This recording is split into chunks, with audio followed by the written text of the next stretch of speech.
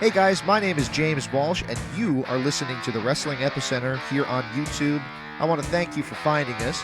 Please do me a favor and click that subscribe button and the notifications bell. And if you get the chance on this video, click the like button. If you do, it'll turn blue. Check it out. Also, check out WrestlingEpicenter.com for all this great content available in MP3 format, our online store that'll keep us going free and clear, daily news updates, as well as all the information from the history of professional wrestling you could possibly ever want. Check out WrestlingEpicenter.com online right now. Without any delay, let's get to your interview here on the Wrestling Epicenter. Hey guys, here we are with some more classic content from the archives of WrestlingEpicenter.com. This one is with Shawn Stasiak, who was Meat in the WWE, as well as Perfection in WCW. Great guy, better guy than he gets credit for, and in this interview we get to talk about all of that stuff. His WWE run, his WCW run, the tape recorder that recently came up on Jim Cornette's podcast where he talked about how Stasiak was persona non grata because of the tape recorder, wrongfully so. So anyway, let's get to the classic interview with Shawn Stasiak from 2007 as we look back from the perch here in 2021. Maker line, we're being joined by a former WCW and WWE superstar, Shawn Stasiak. Perfection, how you doing today? Good, how are you guys? Doing really well. It's great to have you on the phone. For some reason, man, we've been doing these shows about 5 years. We just never did cross paths, so it's great to have you on the air. My pleasure. Thanks for having me. All right, and I am talking to the real Shawn Stasiak, am I not? Well, if I was a fake one, you think I'd admit it? Good point. What happened with that? Anyway, a good friend of ours is Chris Yandick, who actually interviewed that fake Shawn Stasiak. What happened there? I have no idea. Just a few years ago, somebody was posing as me and doing interviews, and I wasn't aware of it until someone had called me and asked me a question about something I had said, or supposedly said, and I inquired about it and realized there was somebody out there posing as me, some guy out in Utah. Has he been taken care of? I basically warned them and said that if it didn't stop, that there'd be, law enforcement involved or, legality issues. So I think he pretty much smartened up. Very, very good. All right. Anything I want? No idea. Just some nut. Okay. He seemed to at least know your career, though. Gotta give him credit for that, I guess. Well, at least he watched me, right? Must have known something. Exactly. Well, man, you got a new DVD out, and I got to tell you, I didn't really know what to expect before I watched it, but I'm very impressed with it, and I am proud to be a promoter of this thing, and can't wait to get some banners up so more fans can actually take notice of it. The DVD is called Determined. How did this project come about? Howard Stasiak, who's the independent producer, is out in L.A. He's a long life wrestling fan, or lifelong wrestling fan, has been for years, and wanted to do a story. I guess he's always been more a fan of bodybuilding. I guess gravitated towards the wrestlers who had better physiques or who came in a good peak condition, and considered me one of those. And so he was looking for a story and had different ideas. And he had contacted me through an email address, and we had just started talking. And initially, it was just going to be a shoot interview, and one of those typical wrestling shoot interviews with maybe a workout routine. Mm-hmm. But then as we started talking, he started to learn more about me as a person and the diversity of my life, and I realized that there was some substance behind other than just wrestling. There was a lot of a plethora of different aspects of it, and I thought it would make a good story. So it just basically evolved. It grew more and more, and we just started bouncing ideas off each other. And he was initially going to come out here to Texas to interview me and do the workout routine, but then it grew to go back to my roots at Boise State, where I did my undergrad and wrestled Division I, and then of course went on to Portland, Oregon, where that territory in particular had a huge impact on me with growing up with my dad, and really pursued on to LA to finish up where Van Dam, who's been a great friend of mine for years now. We just wrapped everything up in LA, so it basically grew. It just I'm sorry, I feel like I'm lost for words a little bit. I just got out of the well, if you watch the film, you'll know that I just did the sauna, and I'm like lightheaded right now driving. I'm sitting here seeing double right now. Oh, man, well... Anyway, I'll get my friends here in a minute. But, yeah, that's pretty much how it happened. I mean, it pretty much evolved from, an initial idea of working out routine and just the wrestling interview. And it just grew. Are you happy with the final product of the DVD? Oh, yeah. I mean, overall, I think it's a good little story. I mean, I think that whenever you do any kind of project, you always look back and go, well, I could have done this better. I could have done that. Could have said something different here, or and it could have been edited a little bit different. There's so many different ways you can go into doing productions like that. But overall, I'm pretty pleased with the story. It pretty much gives a good idea of who I am as a person, who the real Shawn really is. And I don't think wrestling fans really got a chance to really get to know me because the way that I was exploited with WWE and even with WCW. Right. This gives you a real genuine perspective of who I really am and what my beliefs are and what I stand for. Exactly, and I think that's one of the things that I mentioned to you when you did ask me initially off the air what I thought of the DVD was that if I had seen this 10 years ago, I would have had a very different perspective on how to take you and your character and everything. And I mean, I really do think that this could, in theory, open up new doors for you because I think the fans are really going to take to you after seeing this thing. Is that what you're hoping for? You're hoping that maybe fans will be a little happier to see you if you show up somewhere, maybe TNA, WWE, anything like that? I'm sorry, you know what? I was driving here and I just caught every third word. I apologize. I'm just going to pull the car over because I'm driving in areas that have bad reception. Can you go ahead? I'm going to edit this part, I guess, right? So just repeat the question. Sure. I said, basically, when I saw the DVD, I really got a better perspective on who you are. Obviously, the characters you've always played have been a little bit on the the conceited side, but it's obvious that that's not really who you are, and I think the DVD really shows a different side of you. Oh, absolutely. I mean, I did play more the narcissist character, and, people ask me, would I ever consider going back to wrestling, and the answer is yes. I mean, I've got a few good years left in me, only if the contract is right. It has to be the right business decision, and it has to be right business, for me to go back to that lifestyle, to travel the road, but, never go back and do what I had done in the past. I mean, the way I look at my career is that I started to get into my own. I gained some experience. I gained some TV time and some visibility. But really, I really learned about who I really was when I was released back in 2002 and had to go through the 5 years of growing pains and having to start all over again in my life to pursue, to become a chiropractor and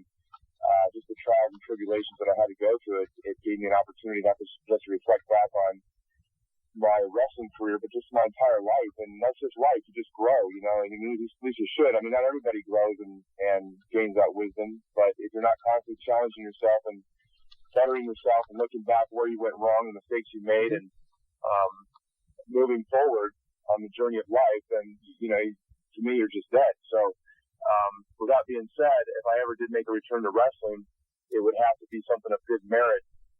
And people today, wrestling fans today, or not just wrestling fans, but just viewers, audience, TV audience, they gravitate towards reality TV shows. The UFC is a really popular thing now because it's real. People like that entertainment aspect, and you get that with pro wrestling, of course, but I think it's too gimmicky and too much entertainment value. You got to have what happened in tradition, what happened to real stories, what happened to taking a piece of someone's reality, amplify it times 10 on a wrestling forum like WWE or TNA. In my case, I've got a great lineage with WWE because my father had a legacy there. Right. Even though he was only the WWE champion for 9 days. Right. Did I break up on you? No, I'm here. Even though he was the WWE champion. Sorry? No, he was just saying that he's there too. No, I mean, hey, tell that guy back there to shut up. Just kidding. I'm going into character now. Oh, okay. You scared us for a second there. But what I was saying is that, there was a lineage there with my father with WWE, and, if I was a wrestling promoter, and I'm not saying this because, by being biased by any means, but, I mean, I don't care if you were playing the role. There's a piece of history that can be made. There's been never a father-son duo that's ever held the WWE title in history. And I've got I'm really the only one that can do it besides maybe Shane McMahon, because everybody forgets that Vince McMahon was a WWE champion. People forget that because he's the owner and the CEO of the company. But my point is that there's really a unique and dynamic option, an opportunity that I can bring to the table that nobody else can. And I think a lot of fans might look at that or listen to what I'm saying and go, well, what is he thinking, man? He's off his rocker. He never even made, was an Intercontinental champion. But you got to realize it's professional wrestling. They can do what they want to do. And I'm a humble man and I'm very respectful, but I'll call a spade. And I'll just say this, that the time that I've been gone, I realize who I am, where I came from, and where I really could have gone and really could still go now today. Sure, I've got a little bit of ring rust. I mean, hell, that's nothing that can't be shaken off in 2 or 3 weeks, going down one of the farms, down to Tampa or where they're at now, and just even Houston. I think there's something down in Houston now that's affiliated with WWE. Point being is that if I knew I had the company behind me and I knew that I had the support and knew that they wanted to do something that people would actually give a crap about, that made sense, instead of running into milk trucks and walls and being the Wile E. Coyote of the WWE or playing characters called meat that had no direction or focus. Right. That's not Shawn Stasiak. Shawn Stasiak today is a second-generation wrestler, world-class athlete full of piss and vinegar that wants to make history. And he's going to beat someone's ass. And if he happens to get his ass kicked that night, guess what? The next night he's right back in your face. Why? Because he stands for overcoming adversity. He's lost both his folks. He's had to learn. He's been dealt the cards he's been dealt with, but he didn't sit back and cry about it. Sure, he cried many nights, but he kept moving forward and pursued his life and continued to gain more strength and wisdom and inner peace through that. That's what Shawn Stasiak is. What happened to taking a real piece of reality and amplifying it times 10? I think it's a positive story. It's a never quit, never say never, never die attitude, and that's who I am.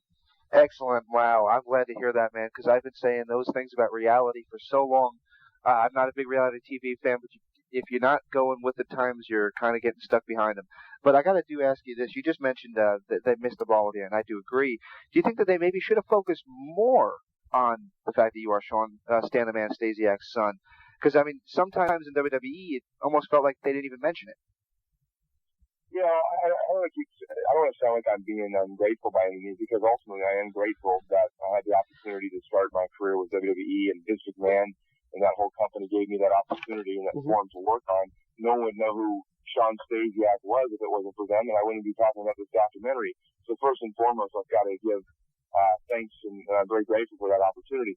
But in the context of professional wrestling, in my background, in my particular circumstances, I think most fans who are educated fans, not some of these, I don't want to say idiots, because I'm not going to get into a bashful mood here. It's easy to do. You get on some of these forums, and some of these people have nothing better to do than sit behind a keyboard and talk so much trash about you, like you're the biggest piece of scum walking God's green earth. They have no clue who I am as a person, and they think they know me based on what they saw and how I was exploited on TV. My point is first and foremost, I'm very grateful for the opportunity that I've had.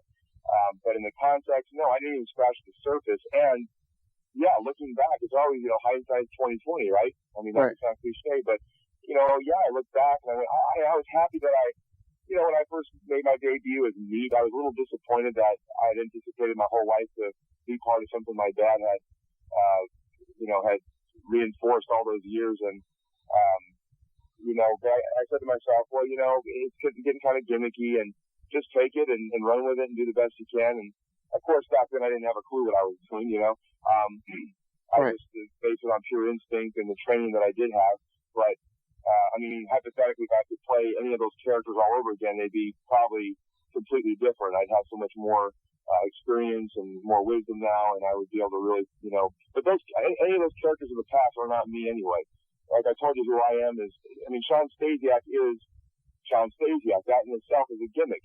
That is a character, and that is basically my objective would be to make history. Whether I did or I didn't win the title, that would be the sole reason why I was there, because I promised my father before he passed away I'd win the WWE title, and I'd link that history and link our names in the history books.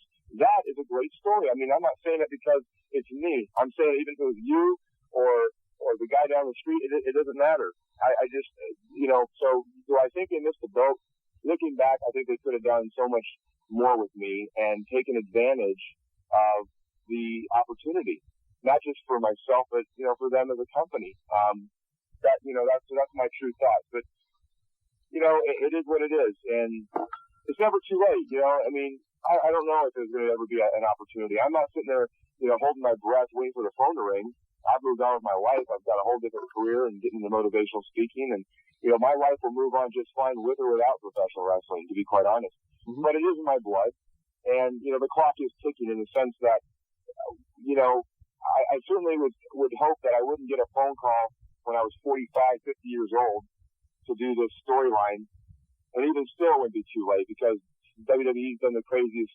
You never say never. Never say never in the WWE.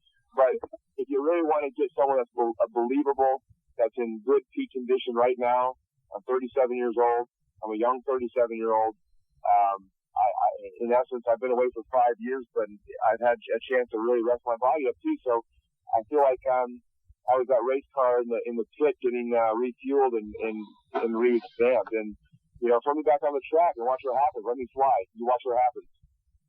Mm.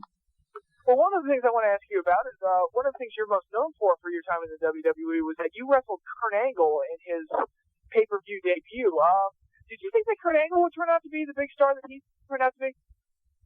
Do I think he turned out to be the big star that he was expected to be? When you wrestled him, did you think he was going to turn out to be a big star? No, to be honest, back then, I wasn't sure. I mean, I respected Kurt because of his accolades as an amateur wrestler and a world and Olympic champion and an NCAA champion, I respected him. In my mind, whether he would have made it to the level that he did make it in professional wrestling or he didn't, I still would have had just as much respect for him because of, I come from an amateur background, and so I know how well he did and at what level he did it in. So I always had that respect. I was already established no matter what. But, I guess, I hate to say, I never really thought about it, but I just never would imagine maybe to be as successful as he's been. He's been huge. And, but at the same time, I don't look back and I'm not surprised. It's not like, oh my God, I just never saw that coming. I'll tell you what does surprise me more than anything though, is John Cena.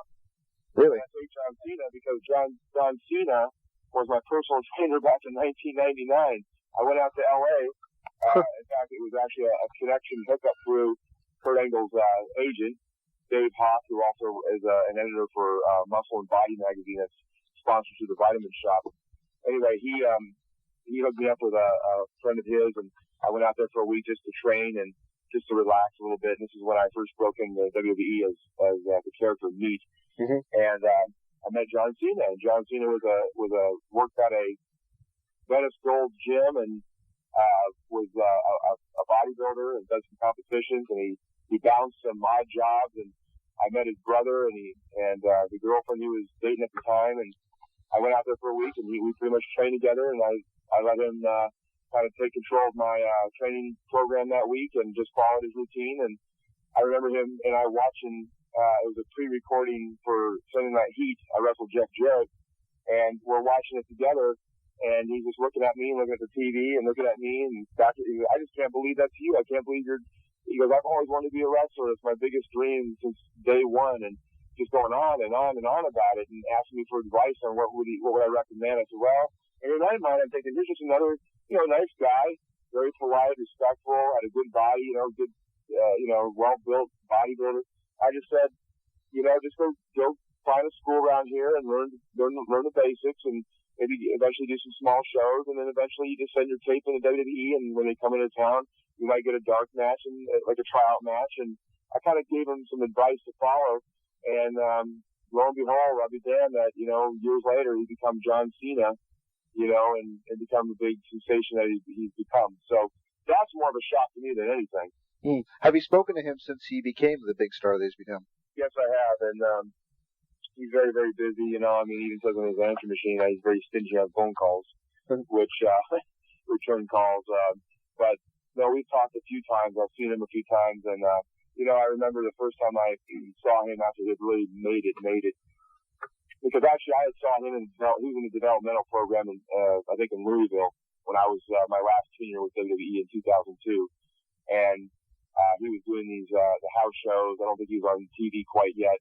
I think he just started making his debut on TV when he wrestled Kurt Angle and was that fiery young babyface that was almost beat Kurt Angle, who we call him first. Yep.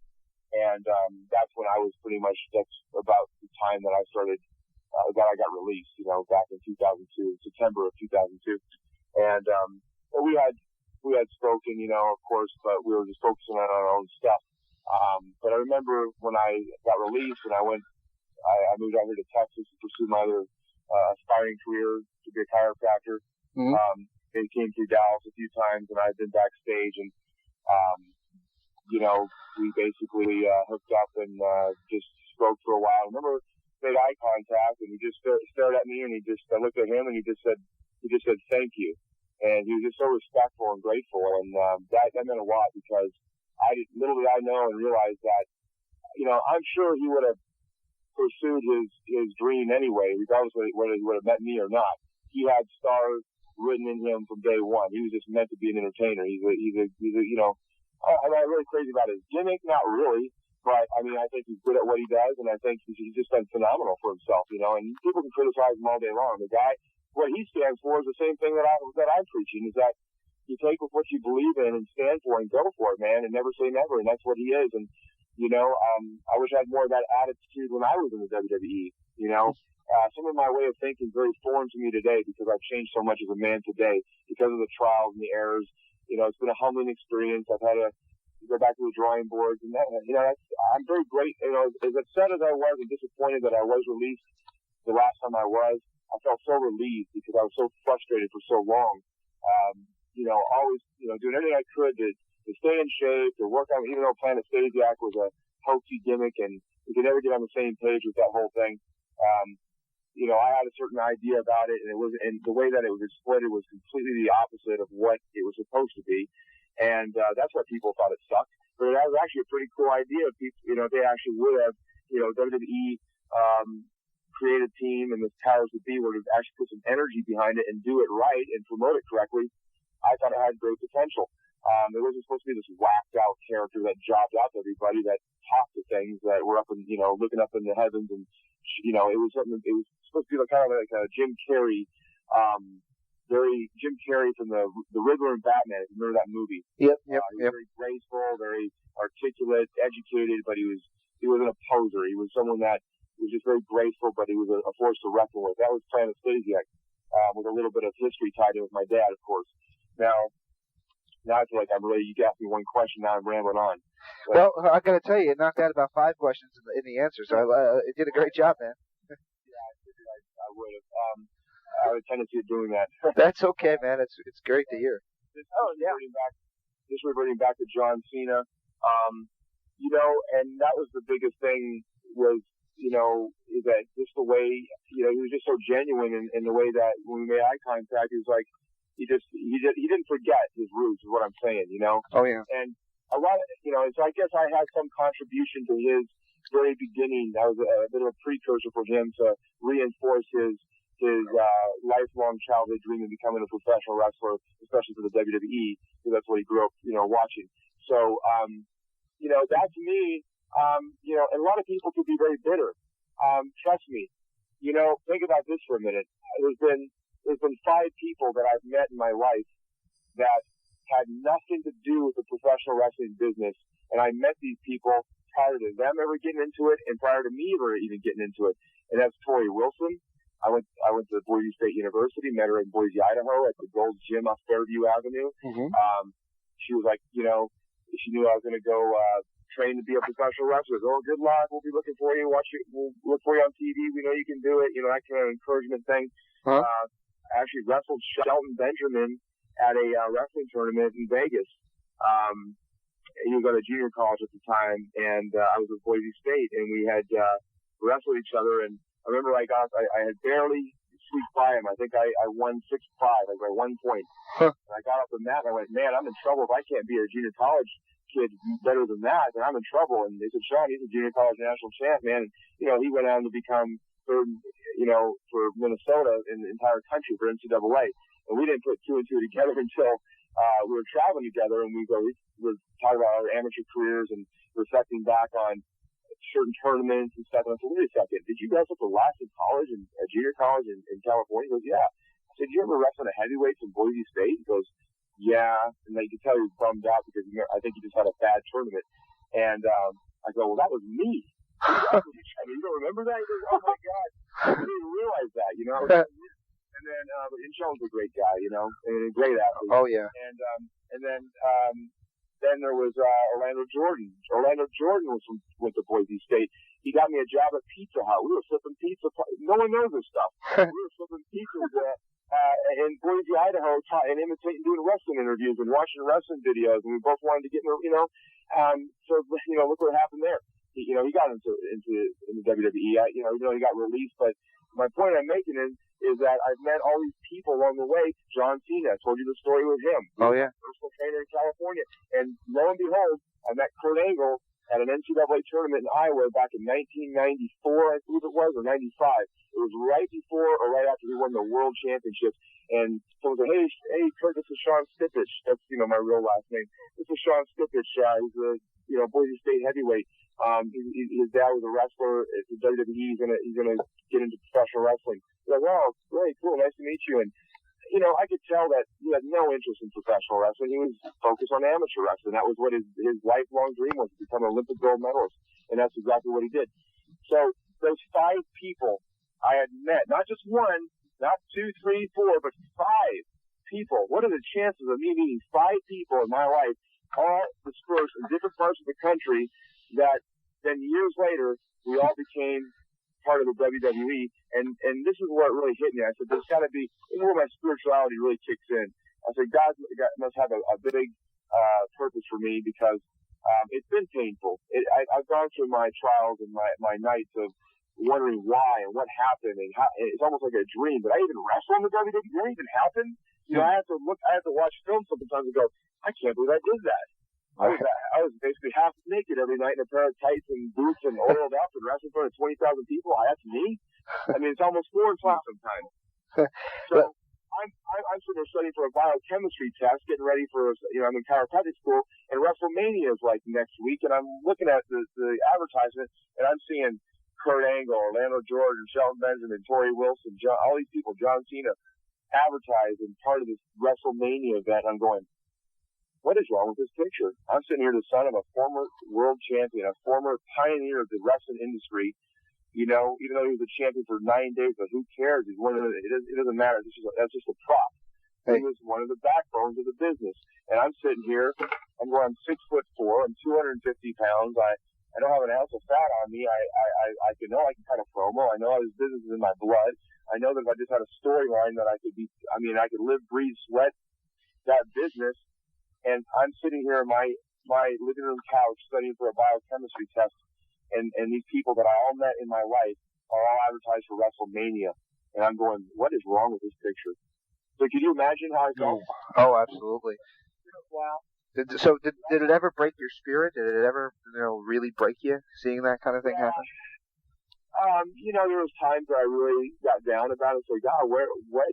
But see, that's where my faith is so strong, you know, and I don't know where it comes from. It's an innate intelligence that's built inside of me. And I just said, Shawn, yeah, I was in tears, and I said, you know, there's a reason why this is happening. There's a bigger picture, and even if you can't understand it right now, yeah, in the context of this societal world, this physical world, it doesn't make much sense. Like, it makes no sense. How come?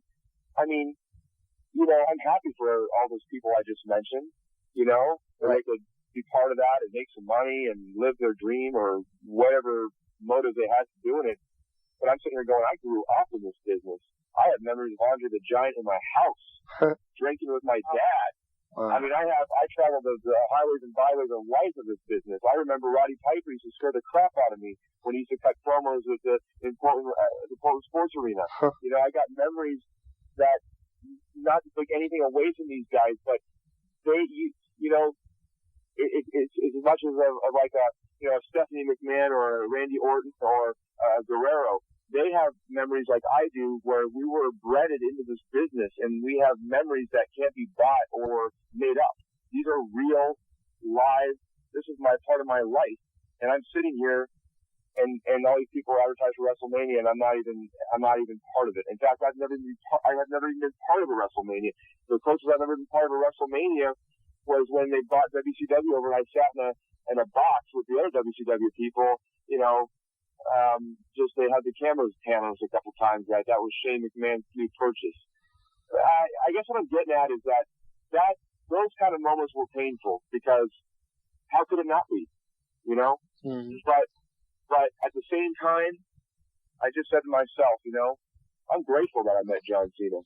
I'm grateful that I had the opportunity to do what I did because out of the millions and millions of people in the context of wrestling, or a context of fans and viewers, there's so many millions of people that aspire to do what I did, and I was part of that. And just to be part of that team, I keep hearing noise in the background. What is that? I don't hear anything. Do you hear anything, Pat? No. That's the feedback of my Bluetooth or something. I don't know. I just feel I hear like there's like it almost sounds like a radio's on or something, or there's like someone trying to talk in the background. Anyway, sorry about that, guys. Not a problem. Well, man, do you feel that? Just to finish off what I was saying. Sure. The importance of it is, there's been some times that I've really questioned what happened, but I have faith in myself, I have faith in God, and I realize that everything happens for a reason. And now, already looking back, I realize that if I didn't go through those exact moments, then I wouldn't be the man I am today. And whether I ever get a chance to go back to wrestling or not, time will tell. Like I said, I'm not waiting for my phone to ring. I don't need it. But if I do get an opportunity to do something, I can only do something with good merit. Why would it? I don't want to waste a company's time, and I'm certainly not going to waste my time anymore. If you're going to do something with merit and have some focus and do something that fans can actually appreciate and go, man, I can really relate to that guy, overcoming adversity and never say never. I think that fans would appreciate that and can identify with it, and maybe by having that story told, it would change lives, because I'm all about, I'm getting into a motivational speaking career now. And, I don't know. Maybe I'll never have a chance to go back to WWE or have an opportunity with TNA. I don't know. But, it boils down basically to contract, and it boils down to real opportunity. And that's what it boils down to. But I'm very grateful, instead of, some people would be bitter and look at the John Cena situation and go, man, how this guy's WWE champion, he's a big, he's cut records, he's a movie star, he made the Marines, John Cena's done all the things that I've always wanted to be part of. Are you kidding me? Mm-hmm. Everybody wants to be part of what he's been part of. That's why there's so much jealousy, not just in that business, but just in life of human nature. But I can honestly say that man was going to be a superstar one way or the other, whether I was in his life or not. And so I have to look at it like, I'm very grateful that I even can tell this story because it's real. It's a true story. Right. And I'm grateful that I can even be part of it. So instead of looking at like the cup is half empty, look at it as half full. I have a true, genuine, direct link to a story that's true. And instead of being bitter about it, I'm thankful. I'm actually thankful for all the opportunities that I've had. Well, I got to answer this question here. The way you left the WWE the first time, a lot of people on the forums, which you've already mentioned, some people, come to conclusions without actually knowing, seem to think that they were kind of punishing you for the first release in your second run with the Planet Stasiak thing. Now, given what happened, which was a giant misunderstanding from what I understand, do you feel that maybe there was some lingering, resentment towards you for it? You know what, it was always in the back of my mind. When they bought my contract back over, I realized, hey, they're obviously interested. I had a good year at WCW for what it was worth, and I thought that I did a decent job for, a pretty good job for what they gave me with WCW, the night time. I had a lot of exposure, with Chuck and then the Natural Born Thrillers, and then towards the end there, feuding with Stacy, had Stacy as my manager, and they started letting me veer off on my own, give me mic time, and I started developing my niche. It was kind of a Rick Rudish type character. Right. But the point is that when they bought me over, I felt confident because I thought they were thinking, well, it was a big misunderstanding. It was something that blew out of proportion. It was no wrongful intent. And everyone knew that at the end. And so I thought they were going to give me a fair chance. Like, you know what, we wanted to do something with this guy in the first place, but circumstances were what they were. We released them. We'll bring them back. Let's do something now. Let's really. I felt that I showed them enough potential and talent that they could take that raw talent, and now build a platform for me to develop so that within 2 years I could be really aiming towards being on top in that company. You know, I mean, if you're not striving to be the best or be the WWE champion or be a world champion or win the Super Bowl or win the World Series, then why waste your time? You know, I mean, it's not always going to happen for everybody, but at least have that mentality going in. That's what your objective is. And if you fall short of it, as long as you get everything you had, that's all you can ask for, you know? But, I don't know. Looking back, I wonder. You know, I just don't know. You know, people always ask me about Vince McMahon. What's your thoughts? Is he an a-hole? This and that. You know what? No, I don't know him that well. I never really created that much of a relationship because I think Vince is more concerned with the guys that are drawing money. You know, that are putting asses in seats. And I don't. Even though I felt that I was the guy that I feel that my career was one that kind of like making the Dallas Cowboys. You know, had all the potential in the world and was a great linebacker. Made some good plays. People saw the potential. But they just sidelined me all the time and kept putting everybody else in, and I was just waiting for me to be put in, you know, but it just never came. And then they released me. I figured I was kind of like I made it to the show. I made it to the big league, you know. But I really thought that when they got me over the second time over that that something was going to come out of it, and you know, the whole Wildy Coyote thing was something that was kind of goofy and stupid, but I was getting a bit of a rub with The Rock and Steve Austin, and even those guys, especially Steve, was questioning Vince's decision. Like, what are you doing with this guy? I mean, this guy's a good hand. Like, you know, he got him knocking himself out on stuff, running the milk trucks and walls and doors and tripping over stuff. That's stuff for other people, man. You know, there's a legacy here. I think other people could see it, especially, you know, realize like Steve Austin, and you know, he's been around for years. He grew up the hard way, man. You know, He had to go to the territories. He wrestled in world-class wrestling, slept in his car. You know, for a while, I mean, he went through a tough time. He wasn't just Stone Cold Steve Austin, you know, the highest revenue producing superstar in WWE history. He had to go through a hard time, so he's old school.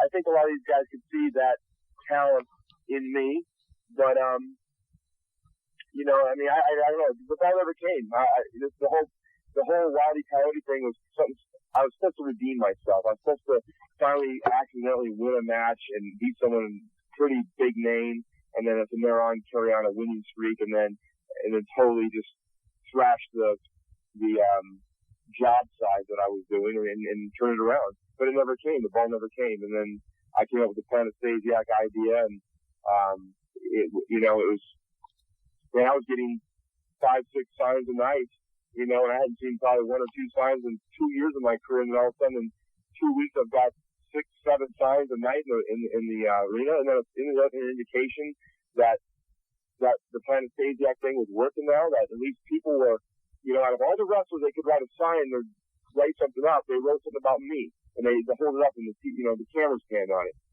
I was traveling with Van Dam, and we'd be going to the next town, and he'd say, man, I saw another Planet Stasiak sign. I've been seeing them all over now.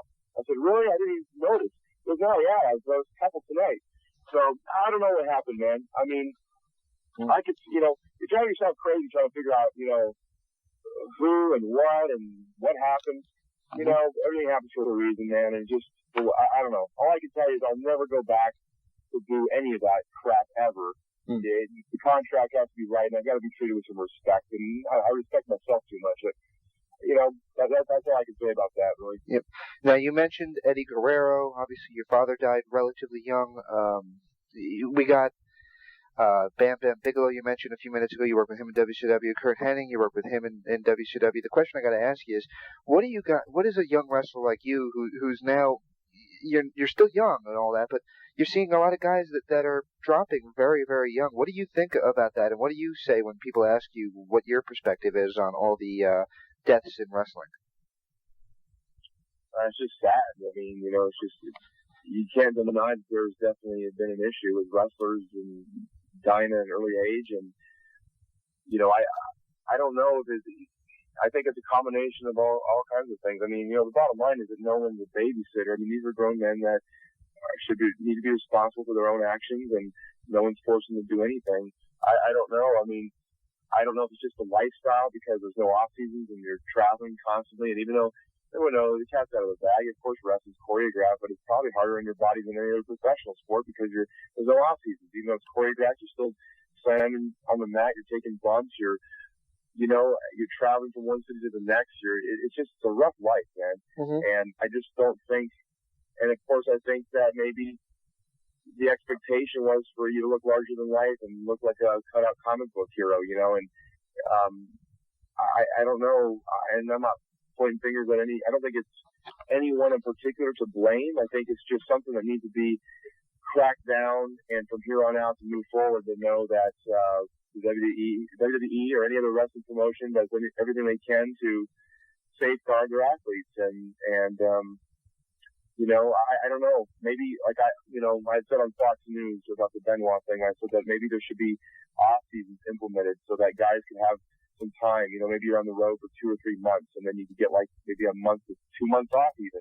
Maybe you go and do autograph signings for the company, or you do some kind of PR work where it still justifies, you know, why you still get a paycheck. Maybe you make a little bit more when you're wrestling, but you still get a paycheck so you can pay your bills and take care of your families, but yet you get a chance to rest your body up and not have to maybe rely on you know, therapeutic, you know, whether it's steroid use or whether it's for joints, you know, a lot of, you know, I'm not going to mention names or point fingers because it's only speculation. I mean, it's the cat's kind of out of the bag. I mean, it's pretty obvious if you can see larger than life guys that it's probably resorting to some things, but kind of realize, man, I mean, your joints take a pounding. I'm not justifying it, but your joints take a pounding, and these guys, you know, they're looking for ways to be able to keep going, and that's the vicious cycle of it. Mm-hmm. So I think that to prevent from, you know, people, you know, you get injured, you get hurt, when you get fatigued, you got more of a chance of getting injured, and night in, night out of being on the road and being in the ring and being as physical as they are, you're bound to get injured. And if you got to keep going, otherwise you're afraid that you're going to lose your spot, you know, think about it. I mean, I think anybody would look at, you know, I mean, there's good natural products out there, you know, for joints. There's, you know, but it's just it's one of those things. It's catch-22. I just think there needs to be some kind of a, you know, program implemented where not only is there, you know, apparently the WWE's got a great wellness policy now. They've really clamped down on it. I think Vince is generally concerned for his performers. Mm-hmm. I mean, I really do. But I think it's something that needs to be enforced and stuck to, and they need to be very strict with it. Mm-hmm. And maybe give the guys some off season so that they can rest their bodies up a little bit and not have to rely so much on anything if they are doing it at all. And I'm not going to mention names. I don't even know. It's not my business. Mm-hmm.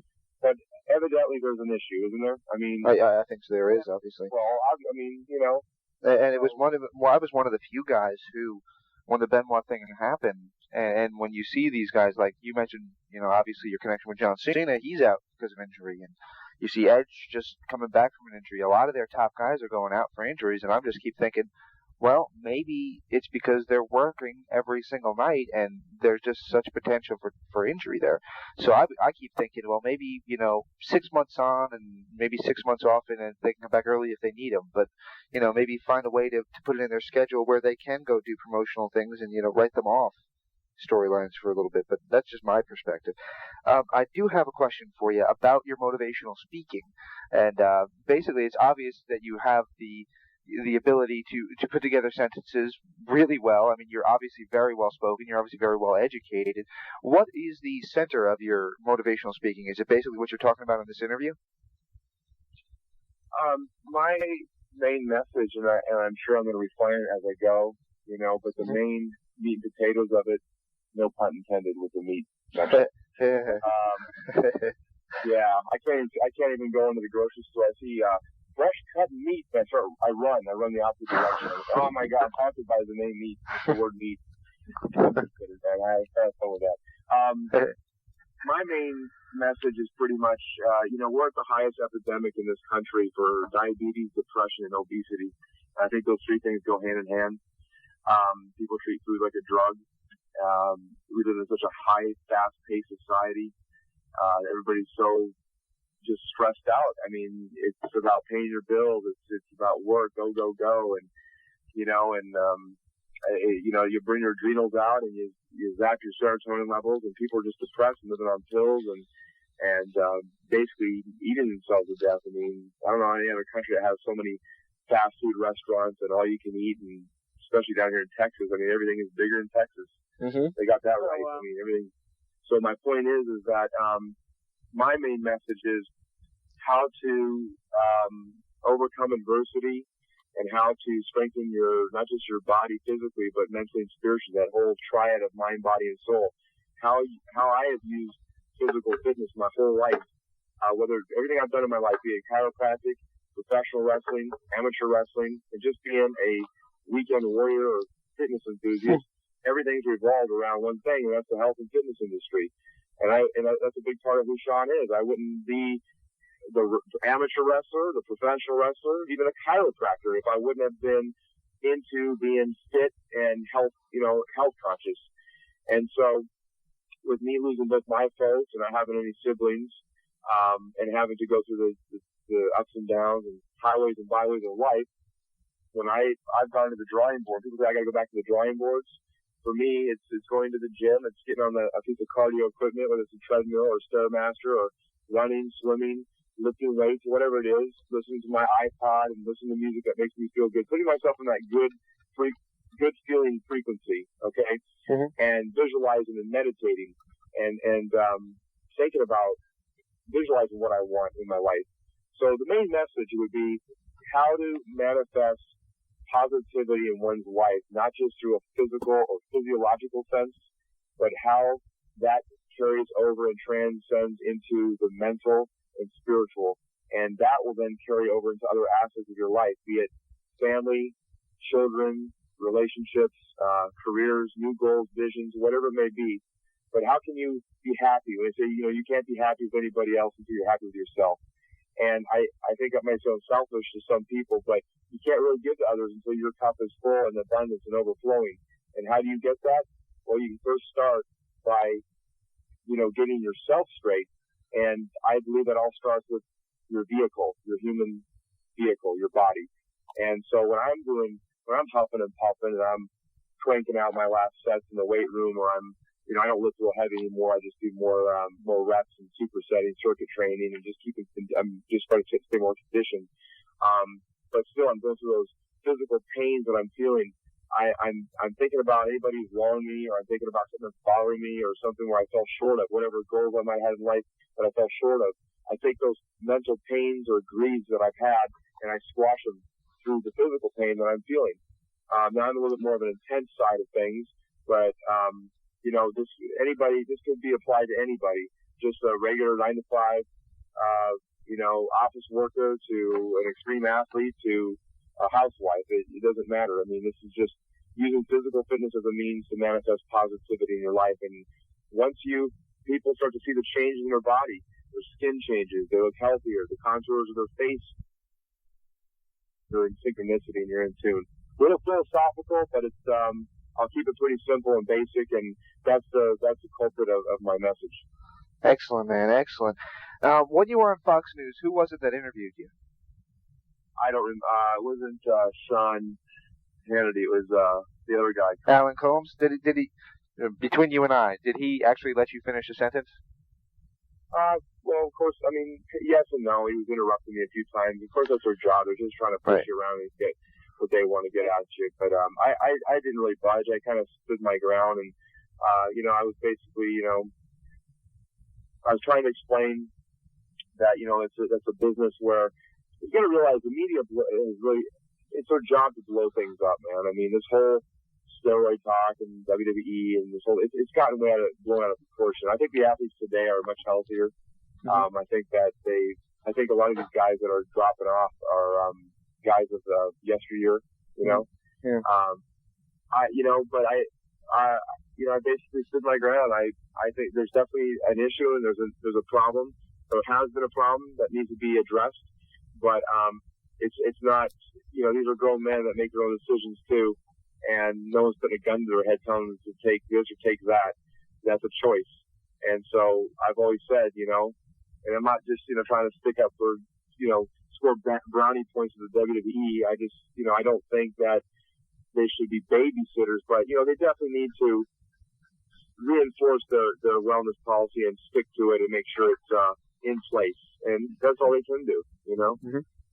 Right. Yeah. It's a team effort, man. It's not anyone's fault. It's got to be, company has to reinforce their side and be concerned, and then the wrestler has to be responsible. It's a just like me, you know, as a chiropractor, I've got patients who, you know, I can do my part as a doctor, you know, and adjust them and get them treatments and do what I do and educate them the best I can, but it's up to them to also eat correctly and do some essential exercises and to follow through with their treatment plan.